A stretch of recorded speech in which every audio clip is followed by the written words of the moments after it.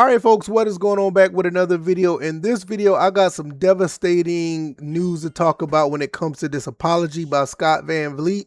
If you don't know who this is the Xbox CTO. And I want to say this is the chief technical officer, but I don't know for certain. But he's a big wig up there at Xbox that covers this type of stuff when it comes to Xbox outages. And he put a lengthy apology out there. If you want to read this apology, the link will be down in the description. I'm just going to highlight a few things because if you read between the lines of what this apology says, this is devastating news for people who try to own their games or even people who want physical games. This is a devastating situation. So like I said, the first two paragraphs basically tell you that he's going to be transparent about what happened, but the third paragraph actually kind of goes into what happened. So let's go straight to the third paragraph. And he said, what happened? Late last night, which was the 26th, a licensing service that sits outside of Xbox, but which Xbox depend on, began failing.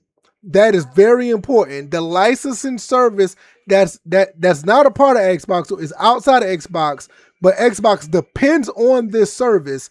It started to fail.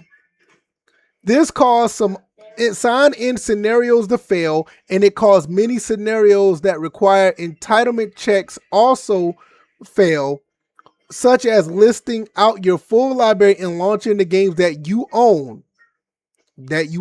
Okay. It also affected several of our publishing and store partners who depend on the same systems, which is why some of you saw issues in Pacific Games and not others. Okay, that right there just tells you it's a licensing issue, that it failed and you couldn't get into some of your games. Now, I saw on X, there were some people that actually could get into their games, and not only that, they can get into games that were delisted. So games that they didn't even buy were actually able to pull up and they could download them onto their console. Now, could they play them? I'm not sure, but this is how bad the licensing issue was, that you could actually download delisted games at one point.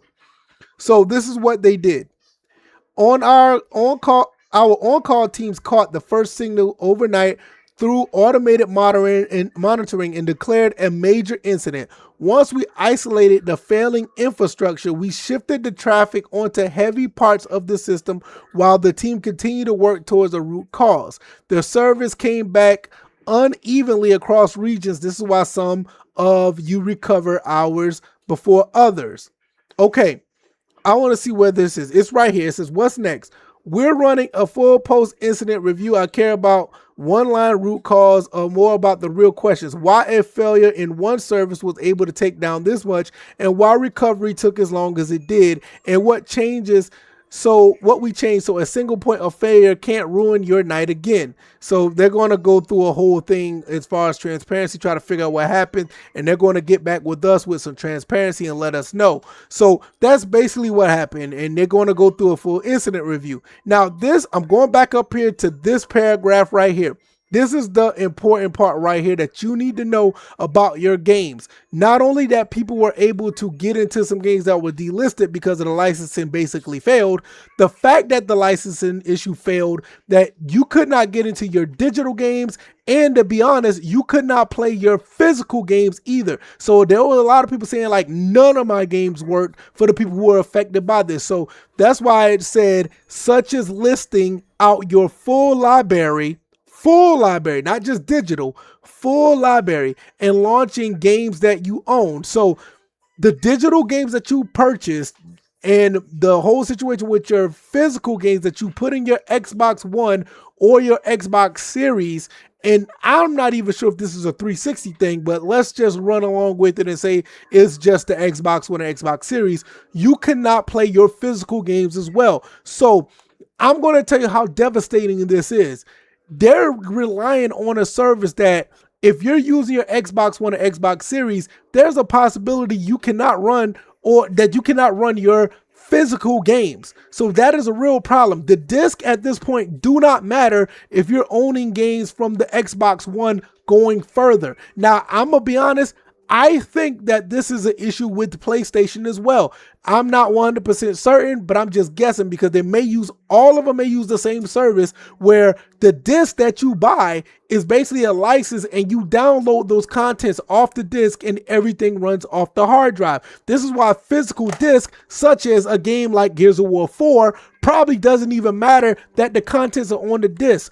The game is not being read by a laser inside the Xbox One or the Xbox Series. So no matter what happens, if this situation continues to be a problem or if it's a problem again, it doesn't matter if you have a physical game. It's not going to work regardless. So the people who want to keep this forever, I get it. But if you read between the lines, this is an issue when it comes to Xbox, and physical games don't even matter on the Xbox Project Helix or whatever other thing that they come out with.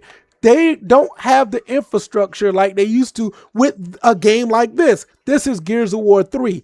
Gears of War 3 is played on the 360 and it is read on the disc. The actual disc is being read through the Xbox 360. On the Xbox One and up, they just download the content, so it's like you have a digital game regardless.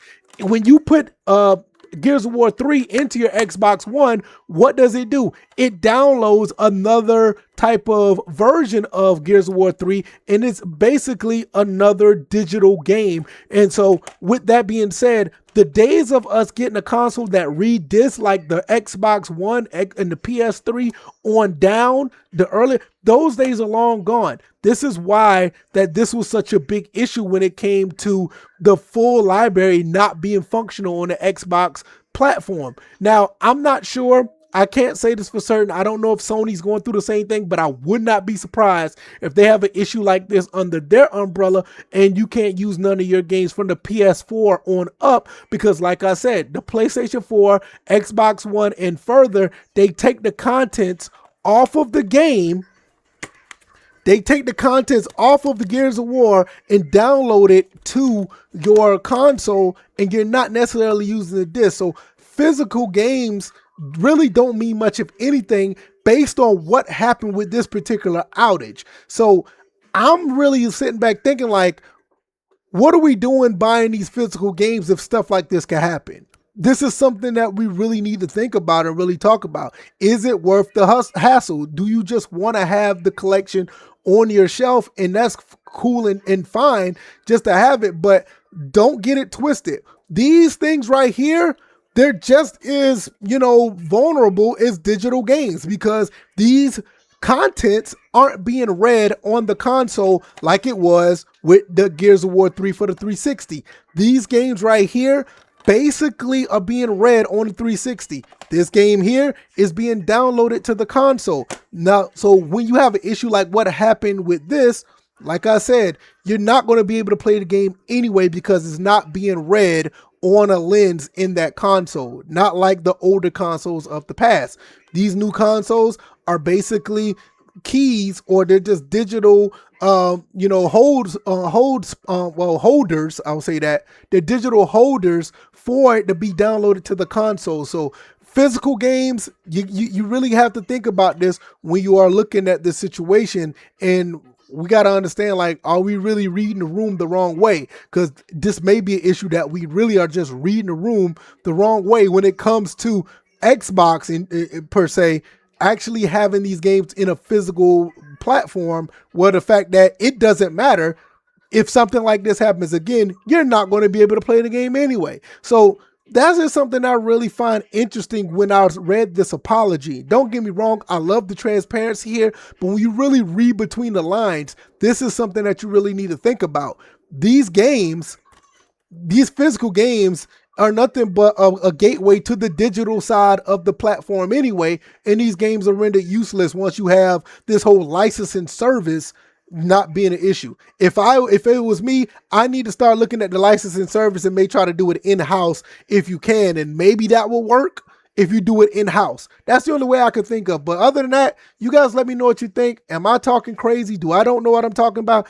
But quite frankly, I think I'm on the right track here, because we all known this since the PlayStation 4.